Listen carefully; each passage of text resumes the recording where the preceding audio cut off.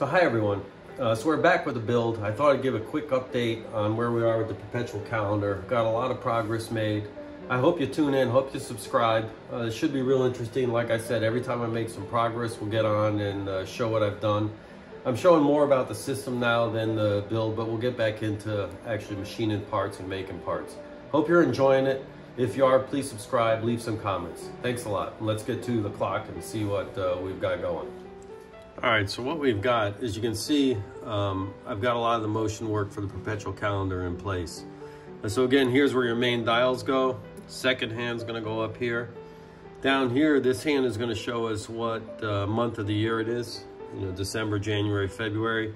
This is gonna tell us the day of the week, Monday, Tuesday, Wednesday. And this is gonna tell us the date, 1st, 2nd, 3rd, up to the 31st. The trick with the perpetual calendar is always a leap year, because every 4 years you have to have a trigger to give the year 29 days instead of 28. This year, in fact, as we get into 2021, we've got a leap year. So the way this is gonna work is on the month work, there is a cam back here, and it's very interesting. You can see this cam. This cam is actually divided into 12 segments. Each one of those segments has a different height. The highest height being the 31-day months. The lowest height is being in February on 28 days. And then intermediate, whether you have a 30-day or not. So the trick is, how do you get 29 days? And that's where this other wheel comes in. And if you can see, progressing around here, there's a little step. And there's gonna be a trigger that drops down and sees what height you are to give it the day of the month. And right now you can see it, is this little step has gotten in the way of the lowest February. So every 4 years, that'll get in the way and it'll make February 29 days instead of 28. So now the trick is connecting all these. That's what we're gonna get into next, is all the kind of levers. There's different weights. There's a ratchet back here you can't see that keeps this thing indexed, so it goes there's a detent, so it goes every 12 months.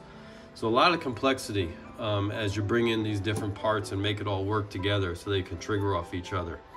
There's separate drive weights that are gonna be in place, because this takes a lot of energy.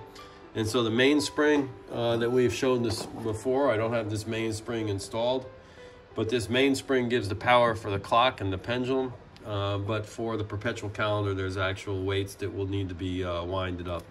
But we've got a lot to do until we get to those final stages. Then of course we got to get to polishing and casework, etc. But I think right now we're in the middle of the fun stuff of figuring out how we're going to connect all these gears and wheel. This design, it's an incredible design by L.G. Brown. The book that he put out, it's a good book, Perpetual Calendar Skeleton Clock. You can see what the clock's going to look like. But there's a lot of errors in this book. I'm not sure how many people have built off this before. If anyone has, boy, I would love to talk to you. But the design is sound, but I think what I'm finding is there's all kinds of dimensional errors, figure notation errors, etc. So a lot of puzzling to do before you should start cutting parts. So hope you're enjoying it. If you are, please subscribe. A lot of, I think, interesting work coming up. So take care, and everyone have a great New Year.